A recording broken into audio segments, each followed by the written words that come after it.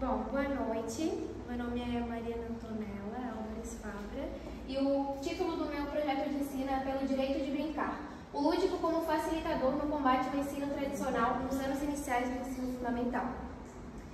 Então, um pouco da minha apresentação, que eu já falei, a disciplina é projeto de ensino e eu já vou iniciar com a introdução. Então, a gente sabe que o lúdico ele é a base da infância. Ele é como a criança se comunica, como ela se expressa, como ela expõe a sua realidade. E Piaget fala que a atividade lúdica é o berço obrigatório das atividades intelectuais da criança, sendo indispensável na prática educativa. Mas a gente sabe que a realidade dentro do sistema educacional brasileiro é completamente diferente, principalmente quando o assunto é ensino fundamental. A realidade é permeada por professores de ensino fundamental extremamente autoritários, que depositam uma série de conteúdos extensos nas crianças, tirando dela o direito de brincar e de aprender brincando. Então, com isso, fica a pergunta: por que e como a ludicidade tem sido tão esquecida nos anos iniciais do ensino fundamental, mesmo com tantos recursos, e qual a solução para o ensino voltado ao aluno? Então, eu vou apresentar alguns tópicos que fundamentam o lúdico como a solução no combate ao ensino tradicional nos anos iniciais do ensino fundamental. E eu vou começar pela cognição. A gente sabe que o lúdico é importante por diversos fatores, mas o que a gente não lembra é que ele é crucial para o desenvolvimento cognitivo da criança. Brincando, a criança se envolve numa atividade psicomotora extremamente complexa, desenvolvendo noções de espaço temporal e espacial, noções de lateralidade, de percepção. Então, o cérebro da criança, no brincar, no aprender brincando, elabora sinapses e amplia a rede cerebral. Então, isso configura na aprendizagem. Foi criada por muito tempo a afirmação de que dentro de uma sala de ensino fundamental as crianças devem estar enfileiradas nas mesmas cadeiras por um longo período de tempo, sem se mexer. E isso é completamente falho, porque a gente sabe que o desenvolvimento da linguagem corporal, ele estimula a estruturação do aspecto motor, o que é essencial para o processo de linguagem, de fala e de escrita da criança.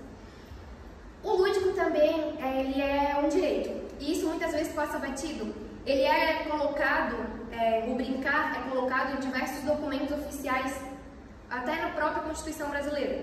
Então, a gente vê o brincar no ECA, na Constituição, na LDB, no Estatuto da Criança e do Adolescente. Então, isso é mais preocupante ainda, porque tirando da criança o direito de aprender brincando, a gente está violando um direito universal. É uma violação de um direito que se causa uma injustiça social, porque a gente está falando de uma parcela da sociedade que não pode se defender por si mesma. As crianças não podem reivindicar os seus direitos sozinhas. Elas precisam da gente e confiam na gente para isso. Então, parece loucura que mesmo o lúdico sendo obrigatório, o aprender brincando seja um direito, mesmo assim, ele é tão negligenciado em tantas e tantas salas de ensino. Então, de onde que veio todo esse ensino tradicional? Através da relação com o capitalismo.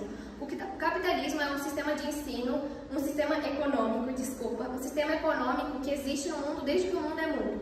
E ele tem como principal fator o acúmulo de bens e de capital. E dentro do capitalismo tem uma afirmação extremamente importante, que é a afirmação de competitividade, e que está entrando cada vez mais dentro das salas de aula. Então, a gente sabe que a gente vive num mundo e num país, principalmente, onde é melhor sucedido quem estuda mais, quem lê a maior quantidade de livros, quem trabalha mais. Então, cada vez mais o ensino fica mais exigente. Passa no vestibular quem estuda mais, quem se esforça mais, quem passa mais horas do dia estudando. E nisso, essa exigência, essa competitividade toda entra dentro da sala de aula e é exigido nas crianças algo que muitas vezes elas não precisam ser exigidas, com uma enorme quantidade de conteúdos extensos, com testes, com provas, e no meio de tudo isso a criança não tem tempo para ser criança, não tem tempo para pensar, porque a criança, a partir desse sistema de ensino, ela não estuda para pensar, para evoluir, para ser um cidadão consciente. Ela estuda para uma prova, ela estuda para um teste, ela estuda para passar no vestibular. Então, em toda essa competitividade, a criança não encontra tempo para pensar. Ela encontra tempo para memorizar, para repetir, para perpetuar. E Paulo Freire fala disso no livro Pedagogia do Oprimido. Ele fala como o sistema de ensino atual trabalha para a perpetuação do sistema econômico atual. E isso é a maior realidade, porque não tendo tempo para pensar e apenas só memorizando conteúdos, a criança não tem tempo para questionar. E isso é muito favorável tanto para o sistema econômico, tanto para o sistema político. Então, a gente tem a necessidade de uma pedagogia transformadora, uma pedagogia que pense no aluno, porque se a educação sozinha não transforma a sociedade, sem ela tampouco a sociedade muda. Isso é uma afirmação de Paulo Freire. Então, a gente tem que recuperar o poder transformador da educação, porque se a gente quer ver a transformação no mundo, a transformação no aluno, essa transformação ela tem que começar por parte do próprio educador. E nem sempre vai ser fácil. A educação é um ato de amor e ela não pode temer ao debate. Pelo contrário, ela tem que estar sempre se renovando e se reconstruindo. Então, é difícil ir contra o sistema de ensino atual. E, às vezes, isso custa muito mais tempo. Mas isso sempre vale a pena. Vale a pena quando a gente vê o sorriso da criança entrando dentro de uma sala de aula. E não o medo. E não o desespero, que é o sentimento que a gente encontra em salas de ensino fundamental. E para tudo isso, o lúdico, ele é a esperança. Eu vou ler uma citação de Rubem Alves que transmite um pouco esse sentimento. Educadores, onde estarão? Em que covas terão se escondido? Professores? Há os milhares, mas o professor é profissão. Não é algo que se define por dentro, por amor. Educação, educador, ao contrário, não é profissão, é vocação. E toda vocação nasce de um grande amor, de uma grande esperança. Então, mais do que nunca, agora é necessário lutar pelas crianças e é necessário resgatar o amor que a gente perdeu pela educação. Porque muitos educadores têm esse método expositivo, esse método tradicional, esse método exigente e se coloca como detentor de todo o conhecimento, deixa o aluno como passivo. E às vezes isso acontece porque ele perdeu o amor pela educação, ele perdeu o sentido da prática.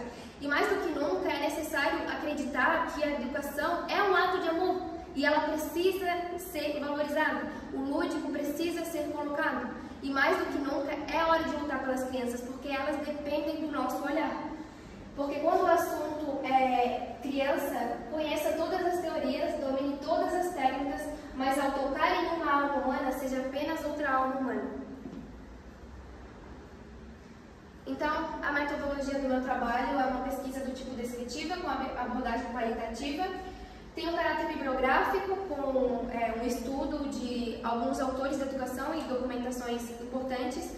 Dentre os autores estão Vygotsky, Piaget, Paulo Freire, e entre as documentações está a BNCC, a LDB e a própria Constituição Brasileira, que efetiva o lúdico como sendo a solução. Então, para minha consideração final, eu queria dizer que o lúdico é a solução. É a solução para uma educação voltada para o respeito e para o amor. E eu queria dar uma citação da minha própria citação, que diz: após todos os pontos colocados e evidenciados ao longo desse artigo, conclui esse texto com a esperança de inspirar uma gama de profissionais de ensino que acreditem em uma educação de qualidade, uma vontade imensa de fazer a diferença e principalmente um sentimento, agora concretizado, de que o lúdico é a solução e a esperança de uma educação pautada no respeito e no amor. Que todos os dias, ao entrarmos numa sala de aula, nunca nos esqueçamos que estamos lidando com crianças que confiam no nosso olhar e que terão sua infância marcada por ele. E que isso nunca nos assuste, mas sempre nos inspire. Agradecimentos, eu vou tentar ser breve. Queria agradecer, em primeiro lugar, a minha espiritualidade, porque sem ela eu não estaria aqui. Agradecer à professora por toda a paciência e cuidado. Eu vim e estudei muito para passar numa faculdade completamente pública e quando ela fechou, muitos medos vieram na minha cabeça. Eu tive aulas com professores com doutorado e mestrado e eu fiquei com muito medo de chegar aqui na faculdade e não encontrar um professor, uma profissional que me inspirasse. Isso mudou quando a professora entrou, porque eu vejo na professora o amor pela educação que eu quero ter e que eu sempre quero manter ao longo da minha caminhada. E eu queria agradecer especialmente e dedicar esse trabalho aos meus pais, porque eles são o motivo de tudo. A educação que eu defendo é a educação que eu tive dentro de casa. Então, eles, sobre muito sol, caminharam e trilharam um caminho para que eu estivesse aqui com muita sombra e água fresca, para que eu passasse por esse caminho da forma mais leve possível. E isso foi essencial e essa é a razão de eu estar aqui. Então, eu queria terminar com uma frase que molda a minha caminhada pedagógica, que diz: educação não transforma o mundo, educação muda as pessoas. que a gente seja a transformação dentro da sala de aula que a gente quer ver no mundo e que a gente sempre acredite que o amor pela educação é o que deve moldar a nossa prática educativa.